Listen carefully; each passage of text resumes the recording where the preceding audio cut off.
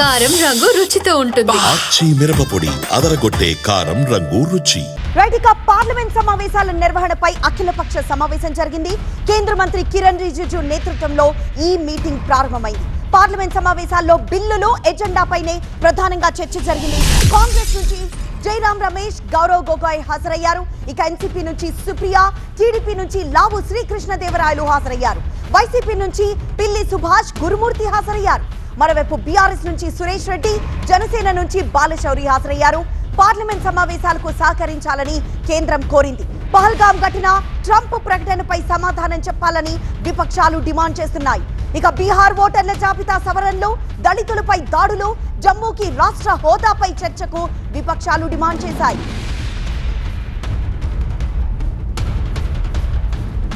ఈ పార్లమెంట్ సమావేశాలపై మరింత సమాచారం మా బ్యూరో చీఫ్ గోపి అందిస్తారు. గోపి, ప్రస్తుతం సమావేశం కొనసాగుతుందా? మరోవైపు ఏ అంశాలు చర్చకు రావాలన్న విషయం కేంద్రం నుంచి, అలానే ఇటు విపక్షాల నుంచి ఎలాంటి డిమాండ్స్ వినిపిస్తున్నాయి? ఎస్, పార్లమెంట్లో ప్రస్తుతం అఖిలపక్ష సమావేశం ఇంకా కొనసాగుతోంది.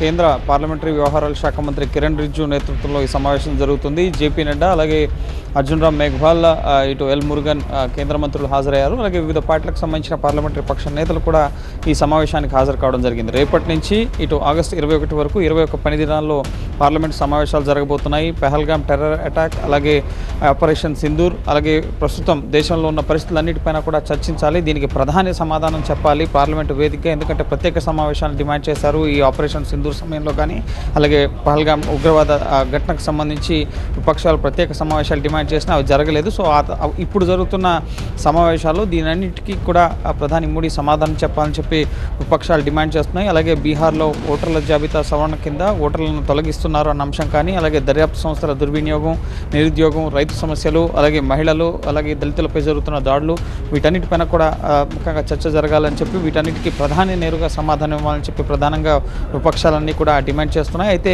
ప్రభుత్వం ముఖ్యంగా ఇప్పటికే పెండింగ్లో ఉన్న 8 బిల్లులతో పాటుగా మరికొన్ని బిల్లుల్ని ఇటు ప్రవేశపెట్టాలని చెప్పి చూస్తోంది. సో బిల్లుల ఎజెండాని కూడా ఈ సమావేశంలో నిర్ణయించి ఏ బిల్లును పార్లమెంటుకు తీసుకురాబోతున్నారనే దానికి సంబంధించి కూడా అఖిలపక్ష పార్టీలకు సంబంధించిన నేతలకు సమాచారం ఇవ్వబోతున్నారు. అలాగే రేపు బీఎస్సీ సమావేశం కూడా జరుగుతోంది. అయితే ఎంతవరకు ముఖ్యంగా బిల్లుల ఆమోదం కాదు, ప్రజా సమస్యలపైన దేశం ఎదుర్కొంటున్న సమస్యలు, ముఖ్యంగా దేశ భద్రత కానీ, అలాగే దేశ దౌత్య విధానం, విదేశాంగ విధానం కానీ, అలాగే ముఖ్యంగా ట్రంప్ చేసిన వ్యాఖ్యలు, భారత్ పాకిస్తాన్ మధ్య యుద్ధాన్ని తానే ఆపాను, 5 ఫైటర్ జెట్లు కూలిపోయాయని చెప్పి ట్రంప్ చెప్తున్నాడు. అలాగే ఇటు అమెరికాతో వాణిజ్యం కోరుకుంటే యుద్ధాన్ని ఆపాలని చెప్పి బెదిరింపులకు ట్రంప్ పాల్పడ్డారు. అలాగే చైనాతో ముఖ్యంగా వివాదాలు కానీ, వీటన్నిటికి సంబంధించి కూడా దేశ విదేశాంగ విధానం పైన కూడా ప్రధాని స్పష్టత ఇవ్వాలన్న డిమాండ్ ప్రధానంగా విపక్షాలు డిమాండ్ చేస్తున్నాయి. వీటన్నిటికి సంబంధించి సమాధానం చెప్పేందుకు మేము సిద్ధంగా ఉన్నాం. ఏ అంశంపై చర్చకు వచ్చినా కూడా వాటిని చర్చించేందుకు, సమాధానం చెప్పేందుకు మేము సిద్ధంగా ఉన్నాం. మీరు పార్లమెంట్ సమావేశాలకు సహకరించాలని చెప్పి ప్రధానంగా